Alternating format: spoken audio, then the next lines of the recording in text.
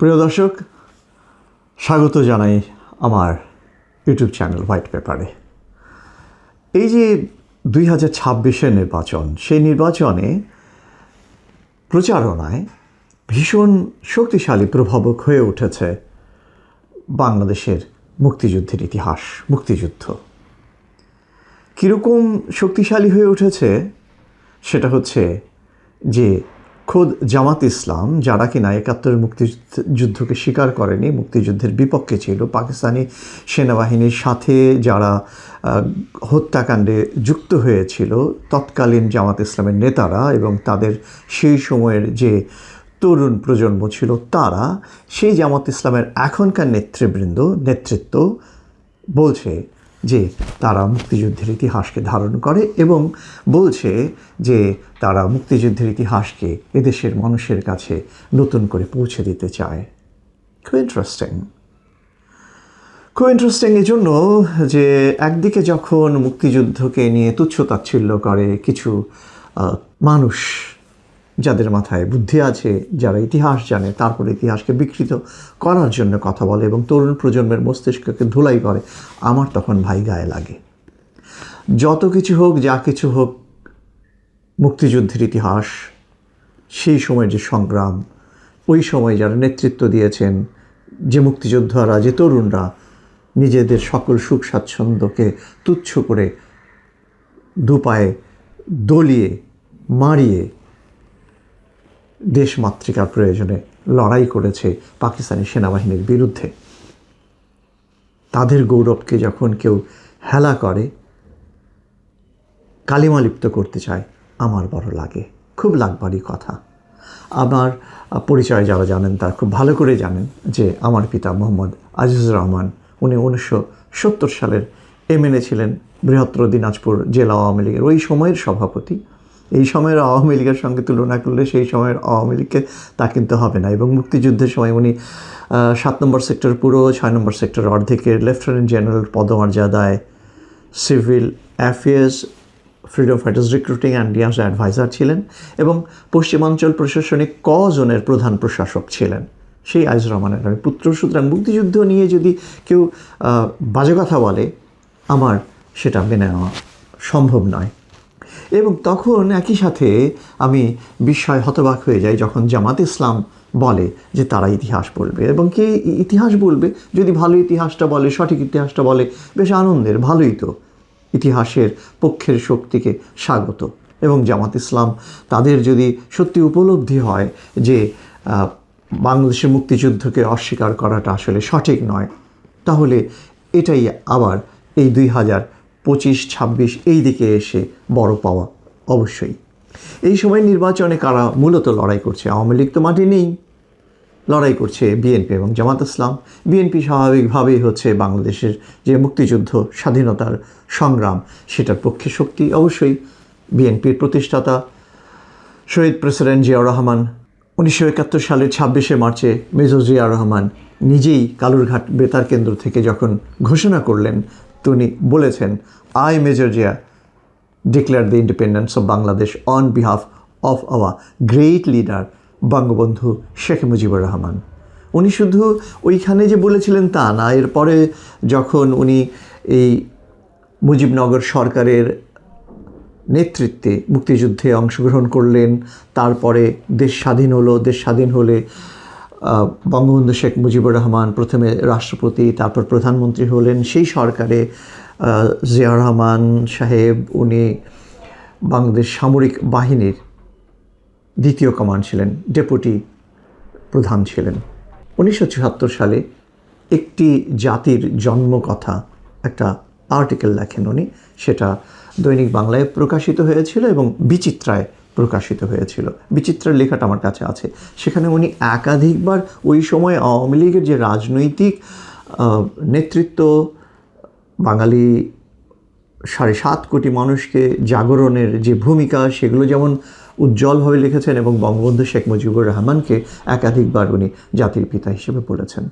তো বাংলাদেশের মুক্তিযুদ্ধের ইতিহাস যেভাবেই বলতে চাক না কেন, ইতিহাস যদি আমি এদিক থেকে শুরু করি, তাহলে সেটা প্রেসিডেন্ট জিয়াউর রহমান, তার যে বয়ান, তার যে বক্তব্য সেইটাকে একটা জায়গায় ধরতেই হবে, এবং সেইটার সাথে ধরতে হবে পশ্চিম পাকিস্তানের যে 23 বছরের শাসন তৎকালীন পূর্ব পাকিস্তানের ওপর এখনকার বাংলাদেশ, সেই শাসনে তাদের যে নির্যাতন, শোষণ, আমাদের ভাষাকে মুছে দেওয়ার, আমাদের সংস্কৃতিকে ধ্বংস করে দেওয়ার যে প্রক্রিয়া, আমাদের অর্থনীতিকে দুর্বল করে রাখার যে ধরন ধারণ, সবগুলোর বিপক্ষে আওয়ামী লীগের যে নেতৃত্ব ছিল সেটা হচ্ছে ইতিহাসের একটা রুট রেখাচিত্র।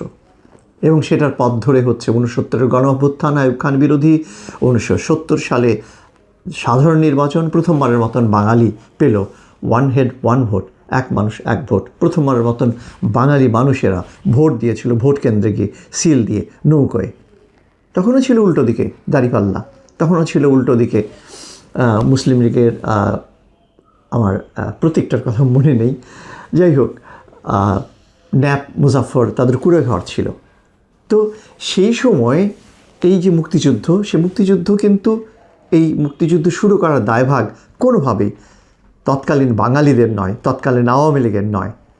যদিও এখন বলা হয় যারা অতি বুদ্ধিমান কিংবা একটু অন্য বুদ্ধির লোক, চিকন বুদ্ধির যারা পাকিস্তান প্রীতিতে ভুগে, তারা বলে যে আওয়ামী লীগ ছিল ভারতের দালাল এবং ভারত তাদের দালালির জন্য, শয়তানির জন্য, প্রভাব বিস্তার করার জন্য পাকিস্তানকে ভেঙে দুটুকরো করেছে, মুক্তিযুদ্ধ চাপিয়ে দিয়েছে।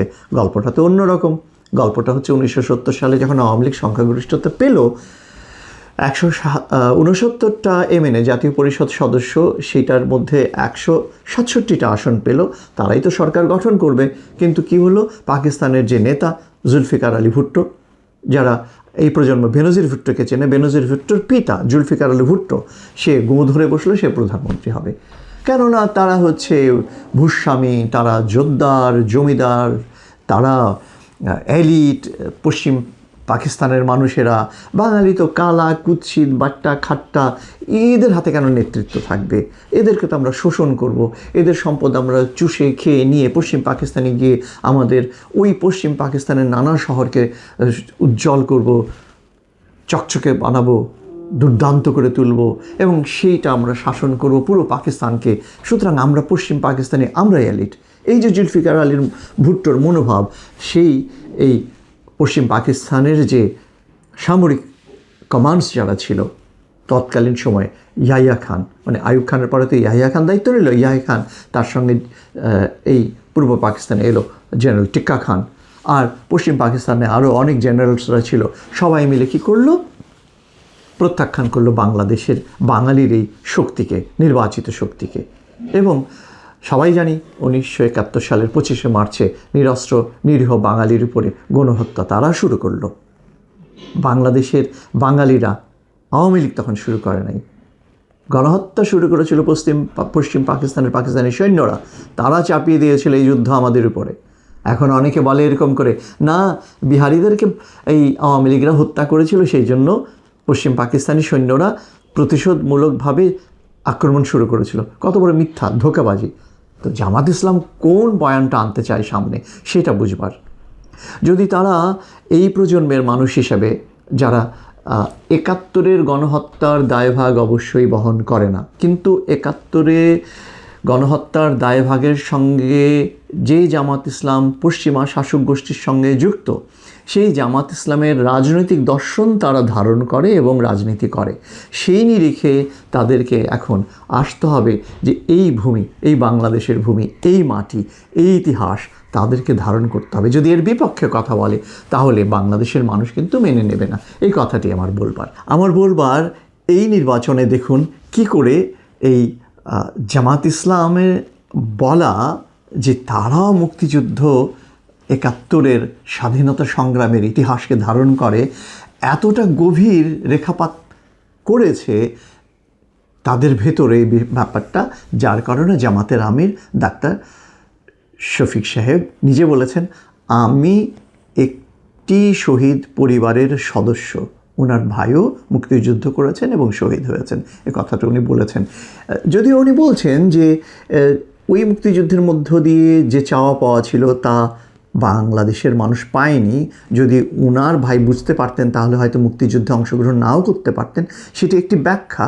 কিন্তু উনি এই ফাঁক দিয়ে রাজনীতিবিদও খুব সুকৌশলে মুক্তিযুদ্ধটাকে ধারণ করছেন এবং সেন্টিমেন্টটাকে এখানে আঘাত করছেন যে তিনি শহীদ মুক্তিযুদ্ধ পরিবারের সন্তান। অর্থাৎ যারা মুক্তিযুদ্ধের ইতিহাস বিশ্বাসী তাদেরকে আবার তারা তাদের কাছে টেনে নিতে চাইছে ভোট পাওয়ার জন্য।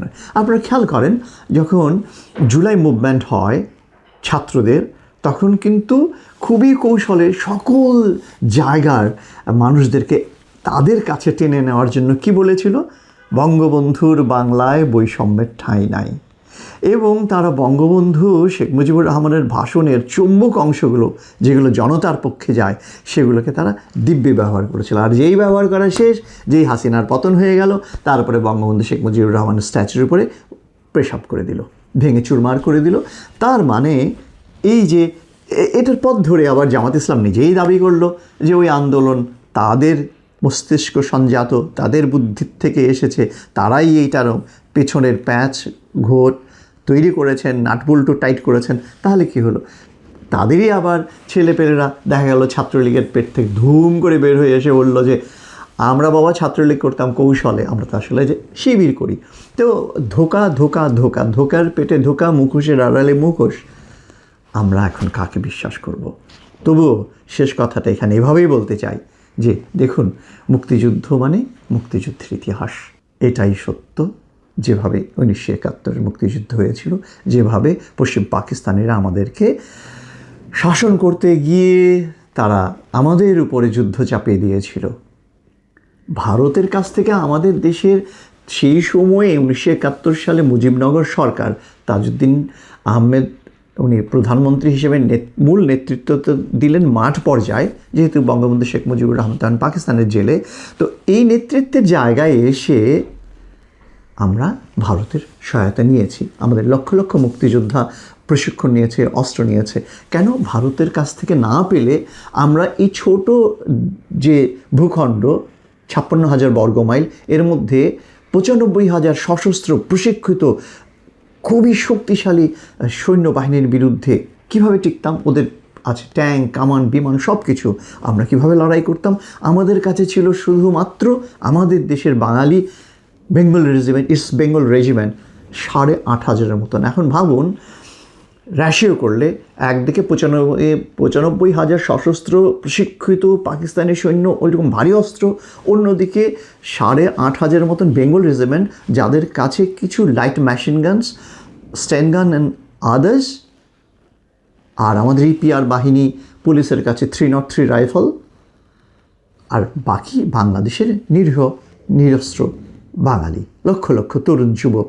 এই সব মিলে আমাদের যে ফোর্স, আমাদের ভারী অস্ত্রের দরকার ছিল, প্রশিক্ষণের দরকার ছিল, সব মিলে আমাদেরকে ভারত সহায়তা দেয়। আমরা সেই সহায়তাটা নেই, যৌক্তিক কারণে নেই। এবং ভারতে এই গণহত্যার হাত থেকে বাঁচতে 1 কোটি মানুষ শরণার্থী হিসেবে আশ্রয় নেয়। আমিও তখন শরণার্থী ছিলাম, আমার তখন 11 পেরিয়ে 12 চলছে।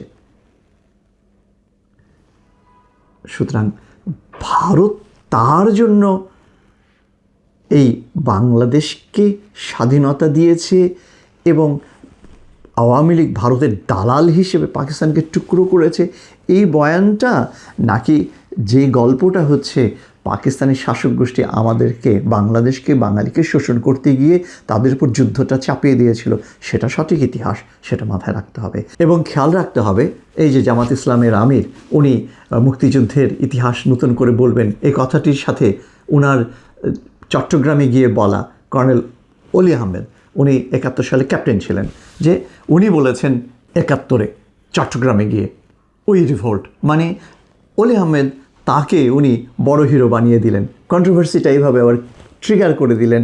কেন অলি আহমেদকে উনি বিরাট করতে চাইছেন? সেই জন্য যে জিয়াউর রহমানকে খাটো করে দিতে হবে। কেননা জিয়াউর রহমান উনি বিএনপির প্রতিষ্ঠাতা, ফাউন্ডার ফাদার।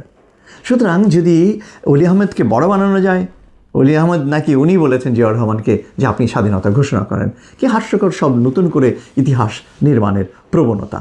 এইগুলো আসলে ইতিহাসের একেবারেই ঝরা পাতার মতন অন্যদিকে চলে যাবে। মূল যে ইতিহাস, সেই ইতিহাসটা থাকতে হবে এবং থাকবে। সেইখানে যদি জামাত ইসলাম ইতিহাসকে সেই জায়গায় রেখে কথা বলে, তাহলে আমরা অবশ্যই সাধুবাদ জানাবো, এটাই বলবার। আর যদি তারা তাদের মতন করে নতুন করে ইতিহাস চাপিয়ে দেওয়ার চেষ্টা করে, তাহলে তো ইতিহাস মানবে না, ইতিহাসেই মানবে না, গ্রহণ করবে না।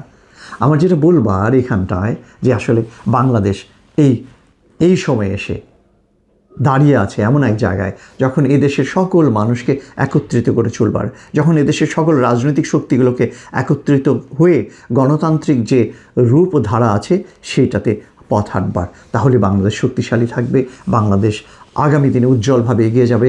আমরা আমাদের প্রজন্মের জন্য সত্যিকারভাবে কাজ করতে পারবো।